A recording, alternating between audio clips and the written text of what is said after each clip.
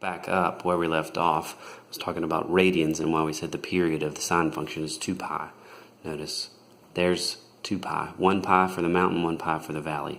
1 pi for 180 degrees worth, or pi radians, an additional pi to get all the way around the circle. Okay? So, again, we were talking about why radians are necessary in case these are, for example, seconds. Many periodic functions like sine and cosine will use an independent variable of seconds. So we'll be talking about sine t rather than sine theta. Okay, on to cosine theta or cosine x. Very similar to sine, it has a period of 2 pi, meaning one complete turn around the circle and all the values reset and begin to repeat. The amplitude or size of the wave is 1, as mentioned up here. Again, that is the distance from neutral to a max, also known as the distance from neutral to a minimum. One thing you could do, it's twice the value, or half the value from max to min.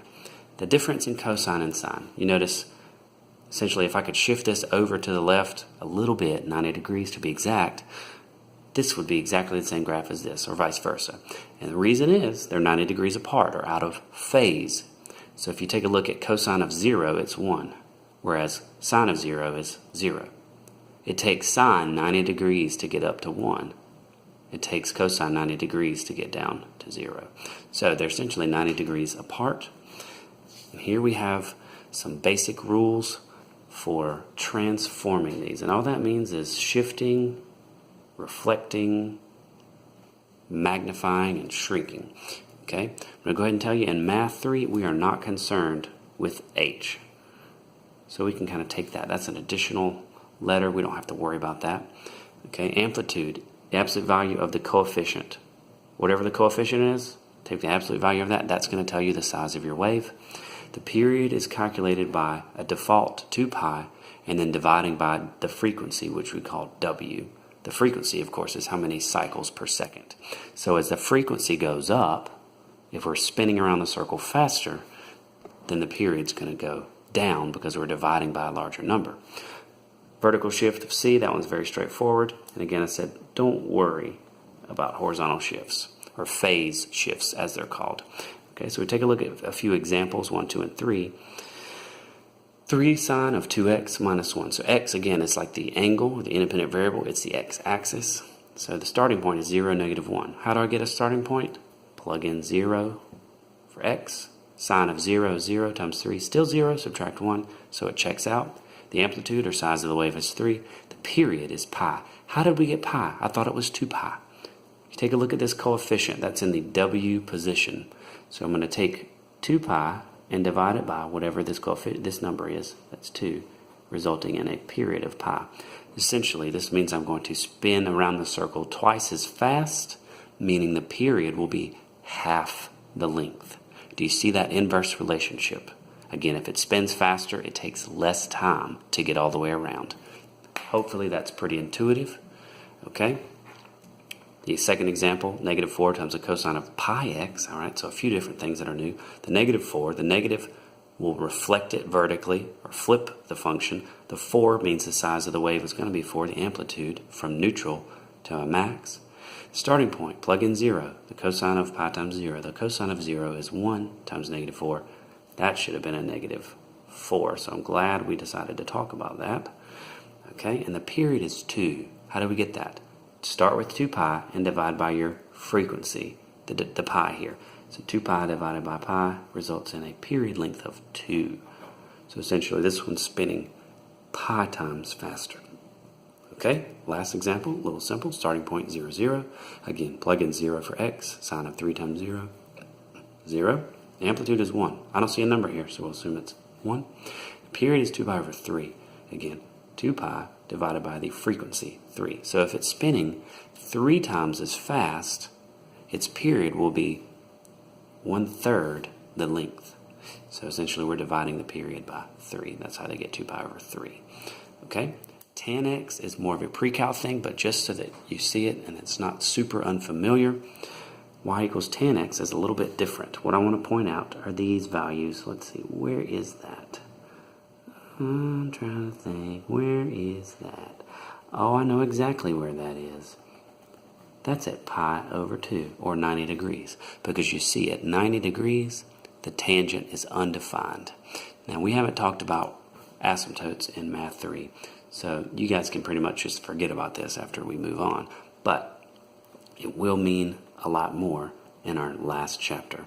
Okay, they occur because we're dividing by 0. We're only dividing by 0 when we take the sine and divide by the cosine. And at 90 degrees, that is exactly 1 over 0. Remember, 90 degrees corresponds to pi over 2. 1 divided by 0 is undefined. And that's what results in these asymptotes. Okay, those are going to occur every pi because this happens again at 270 degrees. Now, that means a period is pi. Nonetheless, Math 3, we're going to focus on sine and cosine. So let's take a look at the examples that I gave you. All right. 3 times the sine of 2x. Focus. There we go. Subtract 1. So the subtract 1 means we're going to shift everything down 1. Remember the neutral spot, the starting point. The starting point for sine is always neutral, or 0. So if you plug in 0 here, sine of 0 is 0 times 3 is still 0, subtract 1. 0, negative 1, which is why that point is here at 0, negative 1. Okay? So get a little closer here. That looks better. Okay? This number means our amplitude is going to be 3, so that distance is 3. Notice that's the same as the distance here. And what I'm going to go ahead and draw out is our midline. We're kind of working backwards here, aren't we? So the midline, horizontal line, is exactly at y equals negative 1. That's essentially going to always be whatever vertical shift you have. Makes sense, right? The period. How long does it take to do one complete mountain, one complete valley? So if you pick out what these numbers are, then that's a little bit more than 3. So we're going to go ahead and make an assumption that that is pi. How can we prove our assumption? Well, remember the period was always 2 pi divided by w. So 2 pi divided by our frequency multiplier, which is 2. So this one's spinning twice as fast. When I say spinning, I mean the unit circle. And we're going to divide by 2 to get our period of pi. So our assumption is proven. The amplitude, we said, was 3. Okay? Number 2, cosine of pi x plus 4.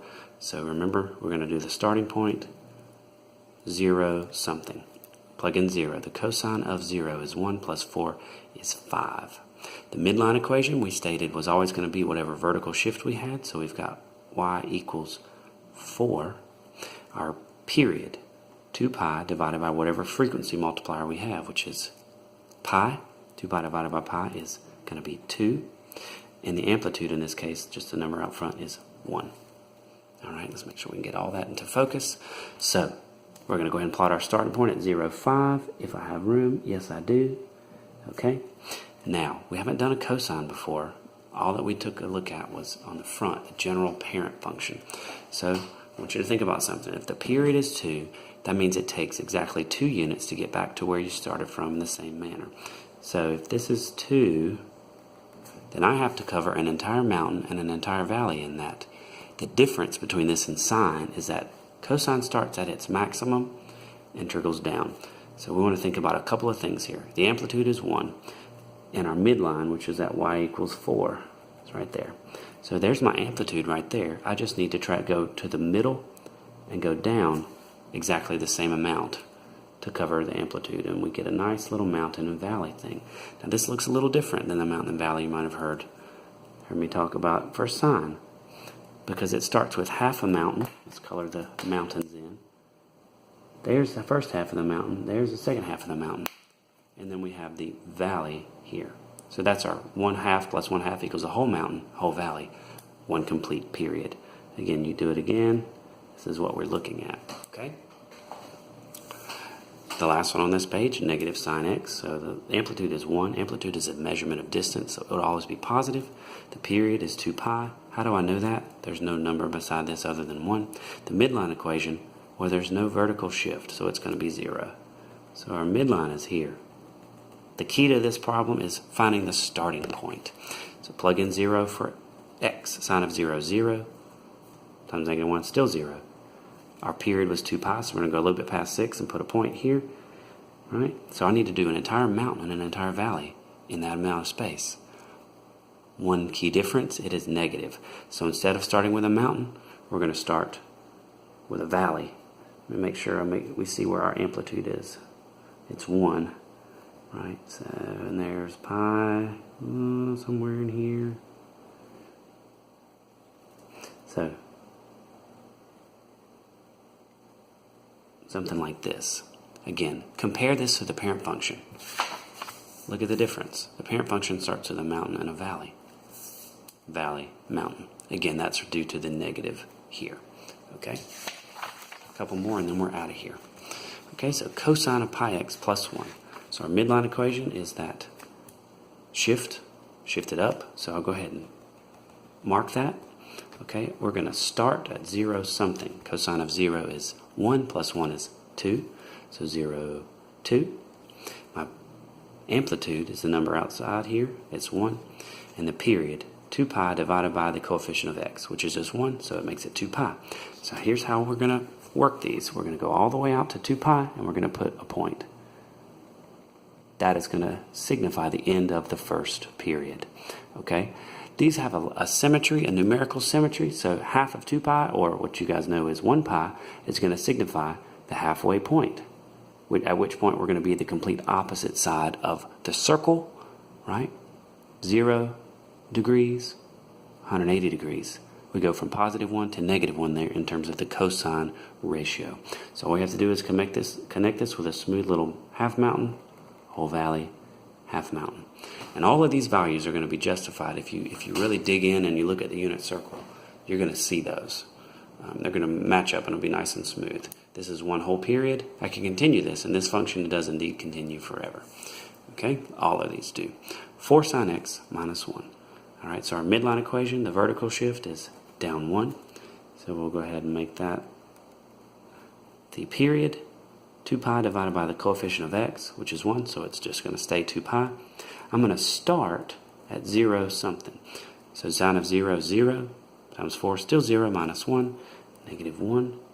Okay, remember sine does start at neutral, so that makes sense for it to be starting on the midline. And then the amplitude in this case is 4. So again, that's essentially going to stretch this wave vertically. So my top is going to be 4. My bottom is going to be negative 1 subtract 4, or what we know as negative 5. So if I take note of my period is 2 pi, plot the point there. Halfway between 0 and 2 pi is pi, so we're going to have neutral there. Again, if you're not sure where to put that, the sine of pi is 0. So it looks good here.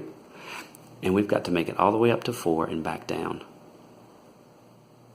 All the way down 4 more units and back up. That is one period. There's the mountain, there's the valley. So this will take some practice, but I think practice and paying attention to the notes and asking questions will really pay off. Come tomorrow with questions, not with blanks.